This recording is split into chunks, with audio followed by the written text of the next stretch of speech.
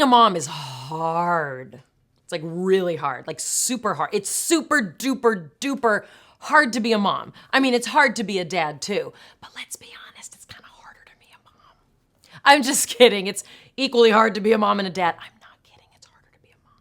For more on why it's hard to be a mom, visit groknation.com for more of my writing about the difficulties of parenting. Also, like this channel, subscribe, share this video, hit the little bell icon so you get notifications about all of my videos.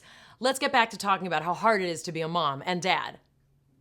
When I had kids, I was overwhelmed with love, yes, with love, with appreciation for what my body could do, but also with the shock of what my body could no longer do. Like jump on a trampoline without peeing. If you don't know what I'm talking about, congratulations. I mostly felt overwhelmed because of this thing called society. Society was telling me everywhere I turned how to be the perfect mom, how to do it right. Society was making movies about it and commercials, and society itself, literally, people on the street would come up to me and offer me completely unsolicited opinions about the choices I was making. Why are you breastfeeding a child who can tie his own shoes and has teeth and can speak? Why are you giving up so much of your own life for your children? Don't you want to go get martinis with the girls? Don't you want to laugh more? You seem sad all the time. Don't you want to shower more than once a week? Another reason that I felt overwhelmed was because I couldn't, and many women don't want to, just be a mom. I also had to earn money. I had to provide for my family. I had to show that I wasn't just gonna be some barefoot pregnant woman staying home and playing with stacking blocks all day. I had to get back out there, and we are expected in our society to get back out there pretty quickly.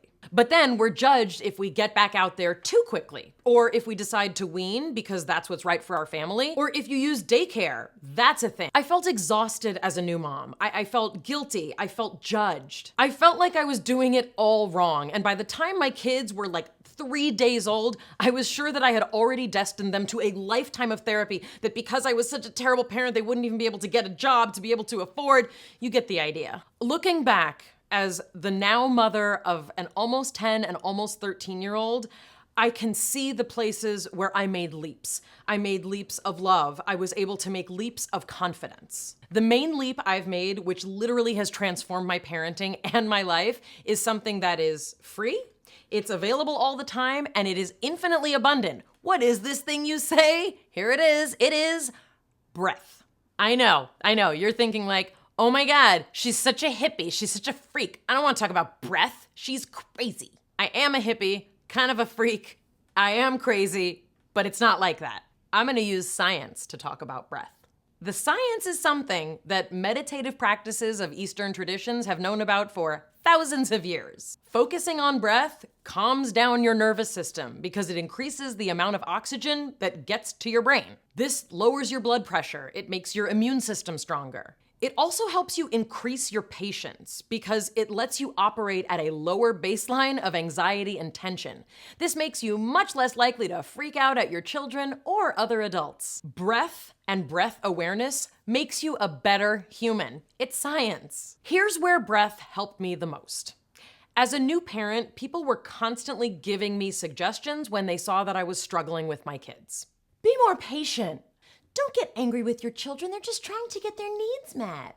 And you know what? For the most part, we are all well-intentioned. No one wants to freak out at their kids. But wanting to not freak out at your kids doesn't make it so, because in the moment, it is so hard. When your kid's having a meltdown, there's not really a lot of room for you to behave like Mama Gandhi because you're embarrassed or you're furious that your kid is making a scene. That's where breath has started to come in. It is the pause in the chaos that makes room for me to make better choices as a parent. Here are the specific ways that I use breath to find calm and spread calm in my life as a mom. When my kids say or do something that makes me want to scream, I breathe deeply.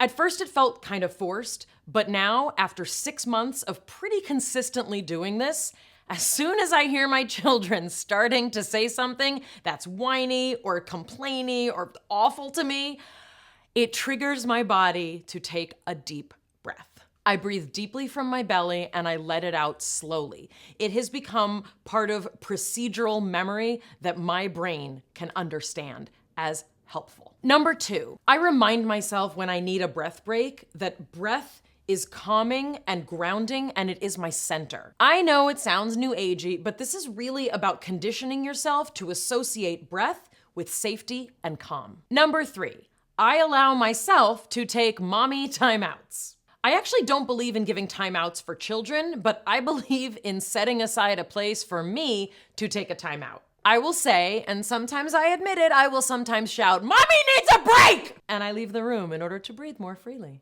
I have hid in bathroom stalls many times as an adult to try and regain my composure and find my breath. I've also found that when I want to give my boys a timeout, it's often because I need a break to recenter. Number 4, I no longer engage with my children or with other adults when I can't find my breath. When I'm in an agitated state, having conversations of content is counterproductive. If I can't find my breath, I don't have my sanity. Breath inserts a pause into life that we often forget that we need. Breath has returned to me some semblance of peace when inside of my brain feels like war. I don't always do it perfectly, but my sons can see the difference and I can feel it. This breath thing is a constant practice for me.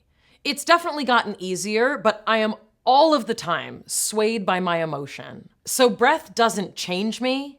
What it does is it allows the room for me to change. Thanks for watching. Share this video with someone that needs to take a breath. Like this video, subscribe to my channel. Go to groknation.com for more tips about how to be a calmer, better mom, and see you next time.